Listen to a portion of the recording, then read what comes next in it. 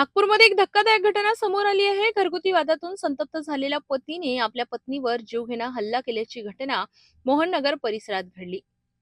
मिळालेल्या सविस्तर माहितीनुसार ही घटना नागपूर शहरातील गद्दी गोदाम परिसरातील मोहननगर लालका बगीचा येथे घडली।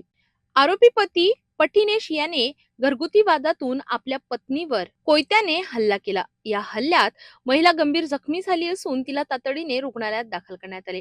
स्थानिक नागरिकांनी तत्परता दाखवत जखमी महिलेला उपचारासाठी मदत केली। दरम्यान 17 मार्च रोजी दुपारच्या सुमारास सदर पोलीस ठाण्याचे वरिष्ठ पोलीस निरीक्षक अमोल देशमुख यांनी दिलेल्या माहितीनुसार पोलिसांनी तात्काळ कारवाई करत आरोपीला पांढरा बोडी परिसरातून अटक केली। अवघ्या काही तासातच आरोपीला ताब्यात घेण्यात आले असून त्याच्या विरोधात हत्या करण्याचा प्रयत्न अटेम्प्ट टू मर्डर अंतर्गत गुन्हा दाखल करण्यात आलाय। सध्या या प्रकरणाचा पुढील तपास पोलीस करीत आहेत। सकाळी 12:30च्या सुमारास आम्हाला माहिती मिळाली की सदर पोलीस स्टेशनच्या अंतर्गत खालाशी लाईन परिसरामध्ये मुस्कान आदित्य उईके वय 20 वर्षे या महिलेला तिचा पती आदित्य रमेश उईके याने चाकूने गंभीर स्वरूपात जखमी केलेला आहे।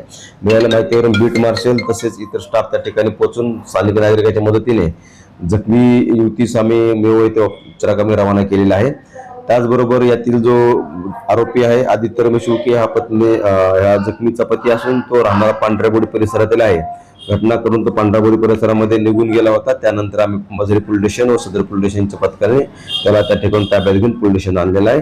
जखमी व जखमीचा उपचार चालू असून पुढील त्याच्या जबाबावर पुढील कारवाई करू आहोत। यातील जखमी आहे ही आरोपीची पत्नी आहे, परंतु मागील 6 महिन्यापासून ती स्वतःच्या आईकडे राहते। जखमी असं सांगणं आहे की जो आरोपी आहे तिचा पती हा तिच्यावर चारित्र्याचा संशय घेऊन तिला वारंवार मानसिक त्रास देत असतो किंवा मारहाण करत असतो।